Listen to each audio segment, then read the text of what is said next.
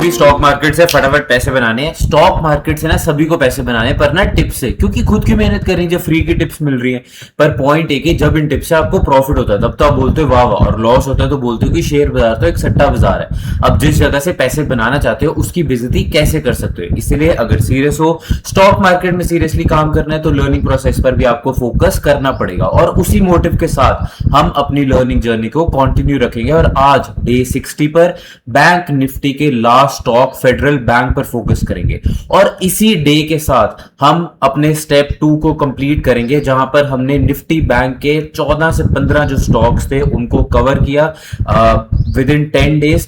उसकी पूरी की पूरी लिस्ट आपको YouTube मेरे चैनल पर मिल जाएगी। इसके अलावा हमने स्टेप 1 में निफ्टी 50 के 50 स्टॉक्स को 50 दिनों के लिए टेक्निकली स्टडी किया था, तो उसकी लिस्ट या उसकी वीडियोस भी आपको चैनल पर मिल जाएगी।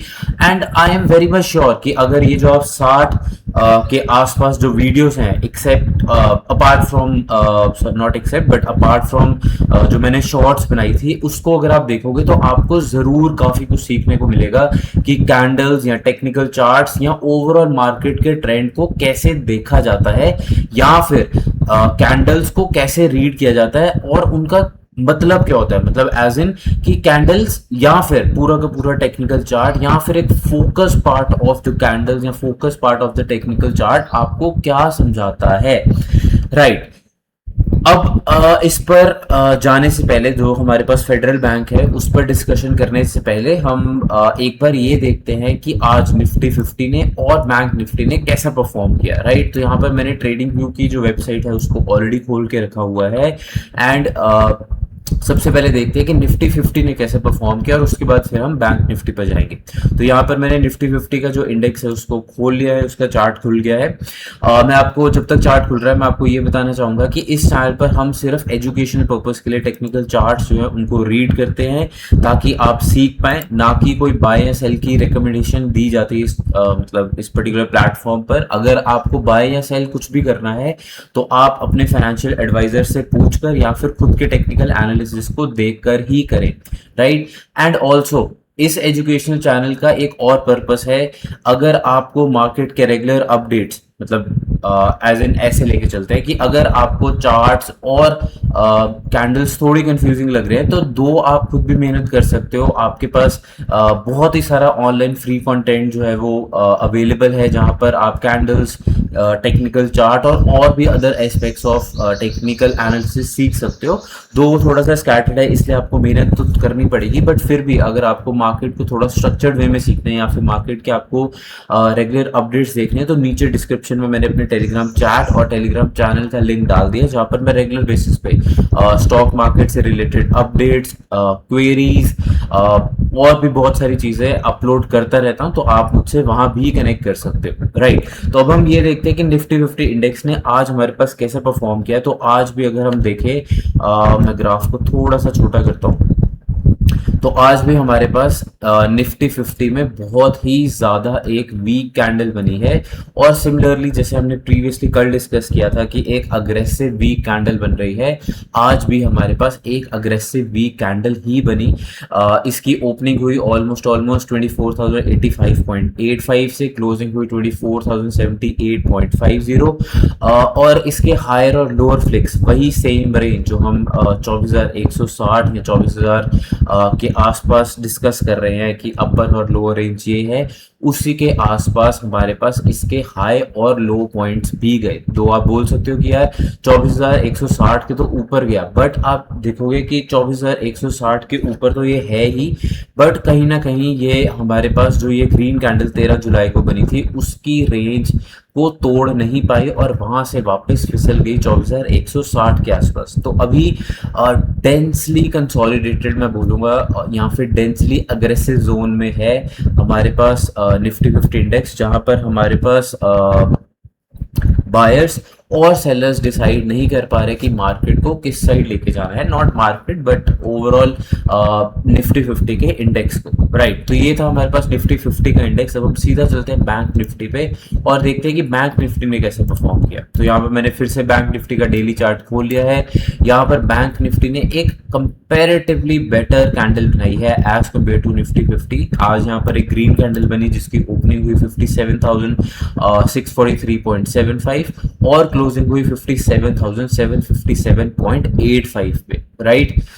ओके, अब यहाँ पर हमारे पास जो आज की ग्रीन कैंडल बनी है जो कि एक वीक ही कैंडल है, उसमें एक बात तो इसने बहुत ही साफ साफ बता दी है कि ये जो अपर फ्लिक है मेरा, राइट, नॉट मेरा बट ये जो कैंडल बोल रही है कि आज का मेरा जो अपर फ्लिक है वो है 58,140, 135, 137 के आसपास के जोन में।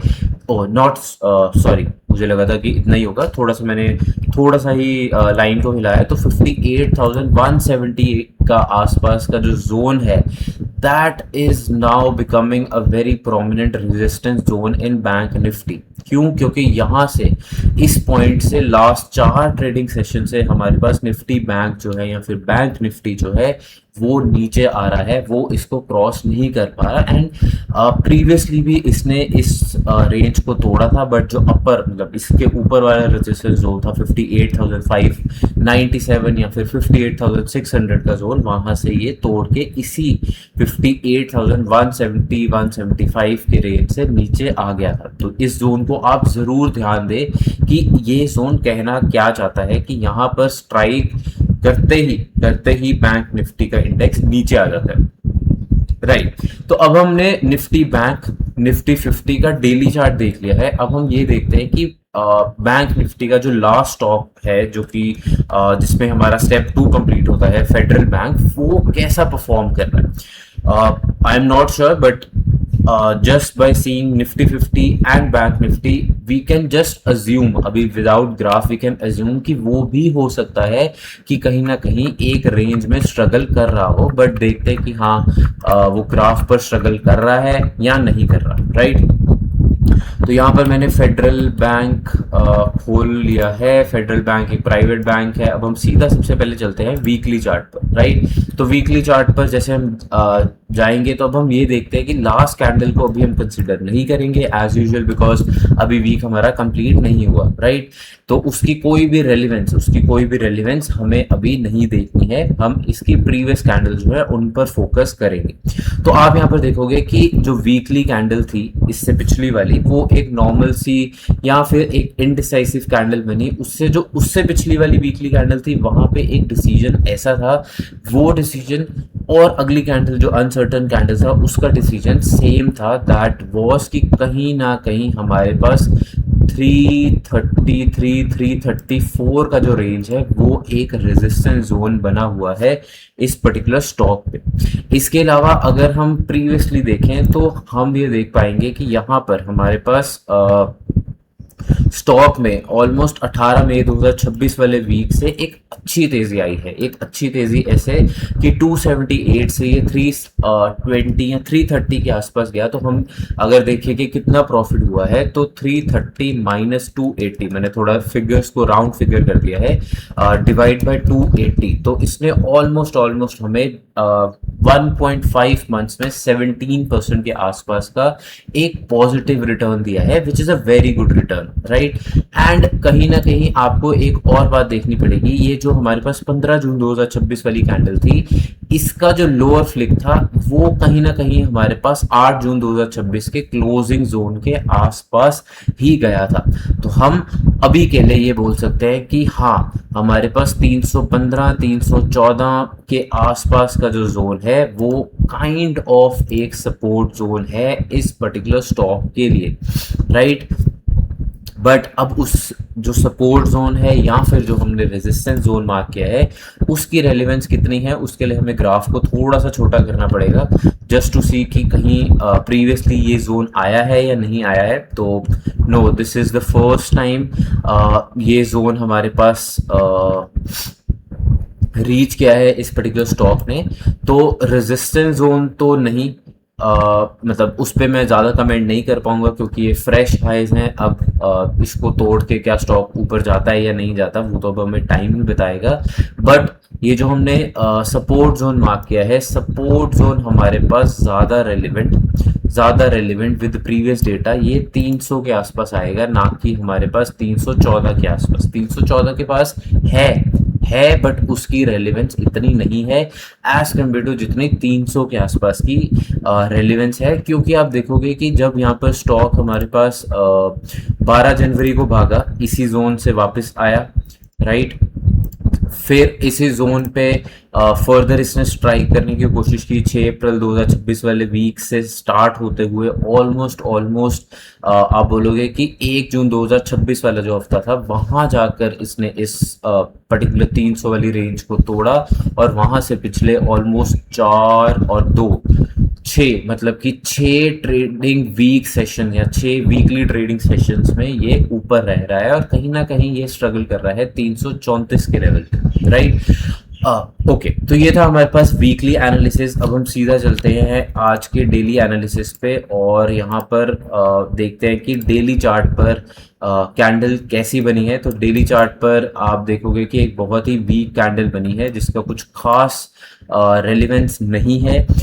इसकी ओपनिंग हुई 328.50, हाई गया 330.70, लो गया 325.60, क्लोजिंग हुई 327.55 प्लस 0.05 यूनिट्स या फिर 0.02% का इसने हमें एक पॉजिटिव रिटर्न दिया, which you also know and I also know is a very negligible or a very non-impactful positive trend.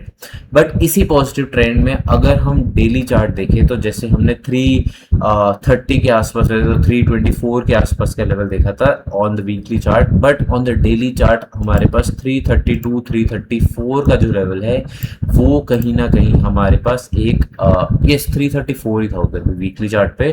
तो डेली चार्ट पर भी 333 334 का जो लेवल है वो हमारे पास एक स्ट्रॉन्ग रेजिस्टेंस लेवल का काम कर रहा है।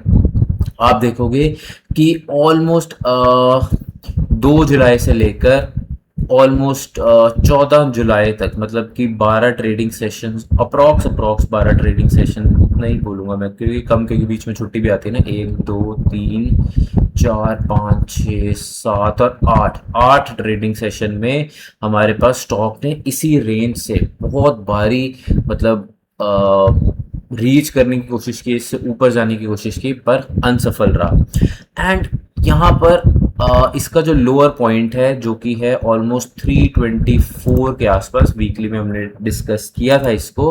अब ये डेली पर ज़्यादा रेलिवेंट एक सपोर्ट जोन दिख रहा है और यहाँ पर कहीं ना कहीं ऐसा दिख रहा है कि स्टॉक जो है वो एक्सट्रीम कंसोलिडेशन फेज में चल रहा है 325 से 333। अब कहीं आप बोलोगे कि अच्छा क्या रेंज का मतलब पूरी की पूरी जो रेंज है उसका कितना परसेंटेज है, तो हम सिंपल लेंगे 333 minus 325 divide by not 333 sorry minus 325 divide by 325 अरे सॉरी 333 माइनस 325 डिवाइड बाय 325 तो अप्रॉक्स 2% की जो रेंज है 2 से 2.5% की जो रेंज है उसके आसपास ये हमारे पास स्टॉक स्ट्रगल कर रहा है काफ़ी देर से ऑलमोस्ट 30 जून से ये इसी रेंज में बार बार ऊपर नीचे जा रहा है। एंड ये यही बताने की कोशिश कर रहा है कि मैं कहीं ना कहीं फंसा पड़ा हूँ एक रेंज में। अब ये रेंज का ब्रेकआउट ऊपर वाले लेवल पे होता है या फिर नीचे वाले लेवल पे होता है वो तो अब हमें weekly chart not weekly chart but आने वाले वीक्स ही बता सकते हैं। एंड इसके अलावा डेली चार्ट पर हमारे पास 320 या 319 के आसपास का जो लेवल है वो भी एक सपोर्ट जोन का लेवल बन रहा है, जहां पर बार बार मतलब अब ये ओपनली बोल सकते हो कि हाँ यार 320 325 और 333 वाले लेवल में ये जो स्टॉक है वो काफी ज्यादा स्ट्रगल कर रहा है on the daily chart. I hope आपको वीकली और डेली ट्रेंड का काफी समझ आ रहा होगा कि स्टॉक्स या कैंडल कैसे काम कर रहा है। इफ आई गेस आपको कंफ्यूजिंग लग रहा है तो आप इंटरनेट पे थोड़ा सा और मेहनत करके फ्री कंटेंट जहाँ पर आप कैंडल और बेसिक चीजें सीख सकते हो उसको जरूर देखो प्लीज उसको जरूर देखो। अदरवाइज टेक्निकल एनालिसिस समझना थोड़ा सा डिफिकल्ट हो जाएगा या थोड़ा सा ट्रिकी हो सकता है, इसलिए आपको खुद की भी मेहनत करनी पड़ेगी। एंड जैसे मैंने पहले बताया कि आप मुझसे टेलीग्राम पे भी कनेक्ट कर सकते हो if you want to learn stock market in structured way, या फिर आप मार्केट के रेगुलर अपडेट्स देखना चाहते हो। ओके तो यहाँ पर हमने देखा कि डेली चार्ट पर तो कैसे स्ट्रगल कर रहा है, पर आज की कैंडल क्या हमारे पास भी स्ट्रगल कर रही थी on a lower time frame. तो उसके लिए हम इसी बैंक का 15 मिनट्स चार्ट खोलते हैं और देखते हैं कि आज ये पर्टिकुलर स्टॉक 15 मिनट्स ग्राफ पर कैसा इसने परफॉर्मेंस दी है। तो आप देखोगे कि यहाँ पर पहला तो हमारे पास एक ग्रीन कैंडल बनी इस पर्टिकुलर स्टॉक में, फिर हमारे पास एक 3 या फिर आप बोल सकते हो एक 4 कैंडल स्ट्रक्चर बना, वहां से स्टॉक हमारे पास काइंड ऑफ एक साइडवेज डाउनवर्ड ट्रेंड वाले movement, not motion but motion भी बोल सकते हैं कि एक डाउनवर्ड ट्रेंडली मोशन में हमारे पास स्टॉक ऊपर नीचे जाता जाता हमारे पास एक कंसोलिडेशन और डाउनवर्ड ट्रेंड में मूव करता रहा सारा दिन, और कुछ खास आप बोल सकते हो मोमेंटम नहीं दी, पर एक अच्छी खास तो नहीं बोलूंगा पर एक बेटर मोमेंटम हमें मिली है 12:15 से लेकर ऑलमोस्ट 1 बजे के आसपास। मतलब कि जो लास्ट की मतलब जो 12:45 से 1 o'clock की जो 4 हमारे पास 15 मिनट की कैंडल्स बनी, मतलब कि ऑलमोस्ट 1 घंटे की जो हमारे पास कैंडल बनी है 1 2 3 4 यस। तो ये हमारे पास जो कैंडल्स बनी इनमें एक नेगेटिव ट्रेंड आया है, अदरवाइज कोई खास नेगेटिव ट्रेंड आपको देखने को नहीं मिलेगा। हाँ एक आप ट्रेंड और बोल सकते हो, ये जो 4 कैंडल स्ट्रक्चर है उसमें जो यहाँ पर हमारे पास बना, बट आप ये देखोगे कि यहाँ पर 3 कैंडल्स के बाद ही हम ये ट्रेंड ले सकते हैं, उससे पहले ट्रेंड लेने का कोई फायदा नहीं है। तो वो जो ट्रेंड था वो बहुत ही शॉर्ट लिव्ड था या शॉर्ट टाइम के लिए था एज कम्पेयर टू हमारे पास ये जो सेकेंड वाला चार्ट बना वहां पर, राइट। तो आई होप आपको वीकली डेली और 15 मिनट्स चार्ट पर पता लगा होगा कि ये बैंक कैसा परफॉर्म कर रहा है। इसके अलावा निफ्टी 50 इंडेक्स और बैंक निफ्टी इंडेक्स ने कैसा परफॉर्म किया आज की डेट में। तो आई गेस आप खुद भी नोट्स बनाते होगे और आपको ये वीडियोस पसंद आ रही होगी। तो कल हम फिर से मिलेंगे एक नए सेट ऑफ स्टॉक्स पर, उस पर हम चर्चा करेंगे, उसके इंडेक्स पर भी चर्चा करेंगे। और हाँ निफ्टी 50 को मैं नहीं छोड़ूंगा, क्योंकि निफ्टी 50 या फिर बैंक निफ्टी पर भी हम बीच बीच में डिस्कशन करते रहेंगे, क्योंकि वो ओवरऑल एक मार्केट का भी हमें एक ट्रेंड बताते हैं। तो उनकी रेलिवेंस हमेशा रहेगी जब हम स्टॉक्स या स्टॉक मार्केट के बारे में डिस्कस करेंगे। तो कल हम फिर से मिलते हैं, एक नए स्टॉक पे हम चर्चा करेंगे, उस पर टेक्निकल एनालिसिस करेंगे। तब तक के लिए आप सीखते रहें। Good bye.